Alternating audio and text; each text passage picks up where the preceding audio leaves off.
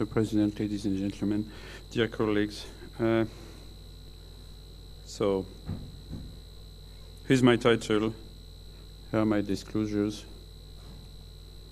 So now, we have operated on patients with back pain or radicular conditions, and we've done fusions, and some of them are not doing well, obviously. So we are looking for answers, and one of the culprits sometimes really looks like the side joint. So let's look at the side joint, and you'll know the joint is a reverse auricular shape depending on morphology. Anterior synovial joint, posterior fibrous ligaments with 3 layers, iliolumbar ligament, and does it move really? Yes, it moves by 1.7 to 3 degrees in the young, and not after 40 years old. And after 25 years old, it may move a little bit more, like 6 millimeters. And we have to see the SI complex in 3D. It has an helicoidal shape. You see the pelvis as an arch and the sacrum at the tip of the construct. But it is definitely not a keystone. This is a keystone. But a reverse, this is a reverse keystone, more like a suspended bridge. So this is how you have to see it. It is a suspended bridge between the two iliac crests and the ligaments to suspend it from falling inside the pelvis. Is sacroiliac pain frequent? Yes, it is. We estimate, latest estimates are in patients with lumbosacral fusion, maybe between 20 and 40% of them have sacroiliac pain. So they have pain located in the sacroiliac area. 1,200 adult back pain patients, this was estimated in 22%. And with injections, you can see that 15 to 25% of back pain refer to the sacroiliac. And injection is difficult because some people think that failed injections, meaning injections that do not go to the synovial joint but just inject the posterior ligament, may be actually more efficient than the real sacroiliac joint injections. So, is the joint the actual pain generator? CT arthritis may be seen is frequent with no pain in elders and in spinal fusion patients. This is a famous article by Jean-Yves Maine. I've known Jean-Yves Maine for a while. They did inject in sacroiliac joints in patients who had pain after following sacroiliac fusion. And it's very important. I mean, the positive signs, the positive factors are pain irradiated from the lumbar, looking like a L5 pain. The pain should be different from the pain they had before the operation, and with a pain-free interval of more than 3 months. And so they did this paper on 40 patients, and about 35% of them had a positive injection and were referred to sacroiliac pain. Obviously, you have many differential diagnoses like the superior clunal nerve entrapment syndrome. You know the subcutaneous nerves of the iliac crest may be trapped, and this is very frequent.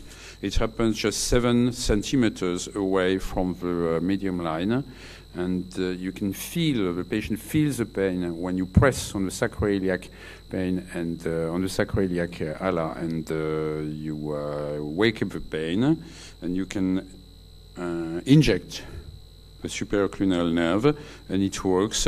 And it responds to surgery, which is very small surgery, like you just free the superior clunal nerve just under the skin and on the sacroiliac crest. There's a differential diagnosis. It's actually very frequent. Here is the nerve when you free it from the sacroiliac. Not very demonstrative, but you can see the nerve. So, how about clinical examination? The provocative test, pain location 14 sign, just means the patient shows the medial aspect of the sacroiliac joint, and clinical provocative tests like the titrus with hip 90 degrees flexion and axial compression with sacral counter push. And this has different names like POSH, posterior shear test, titrus test, posterior pelvic pain provocation test. Is it here you can see as it is done. A pain provocation Faber test with a knee 90 degrees flexion, hip lateral rotation, and pelvis counter thrust. Also known as Patrick sign, test en forme de 4, figure 4 test, Faber sign. More than 30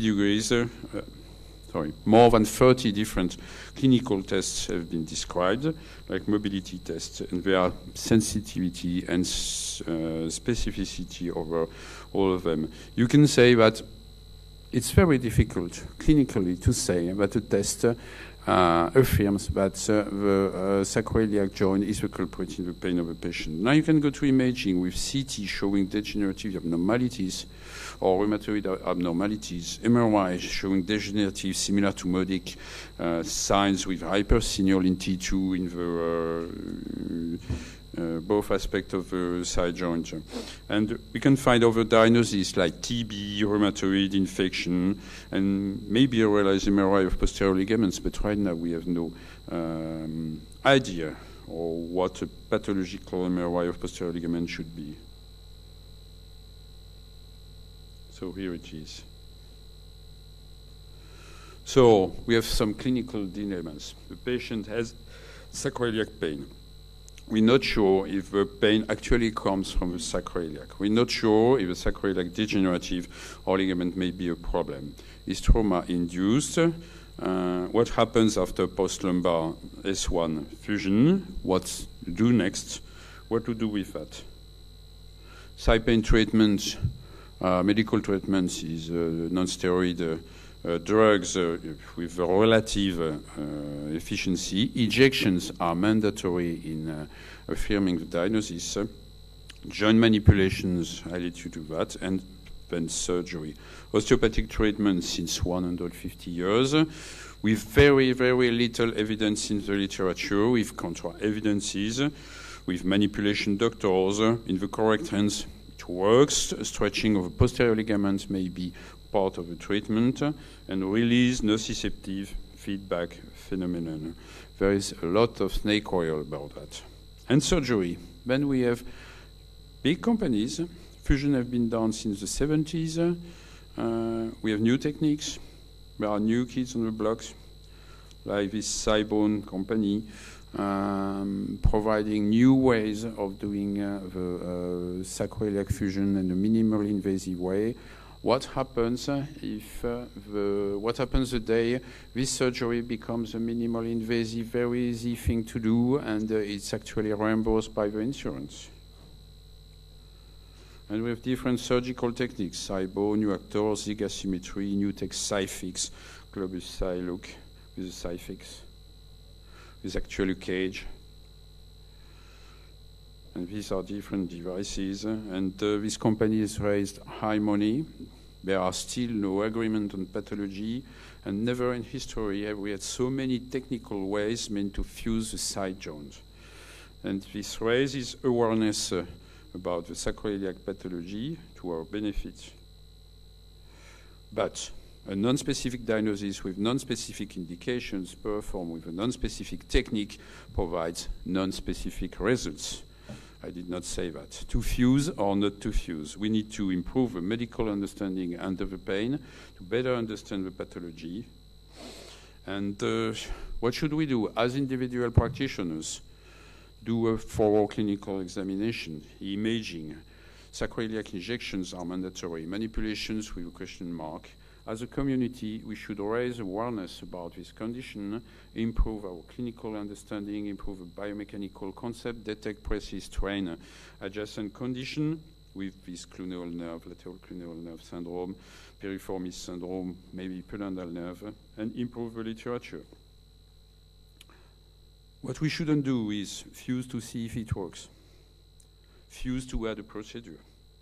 be fooled by adjacent pathology concept, incorrectly assess injection results, by obsolete unproven data, by osteopathic literature, and osteopathic buying in the osteopathic injury.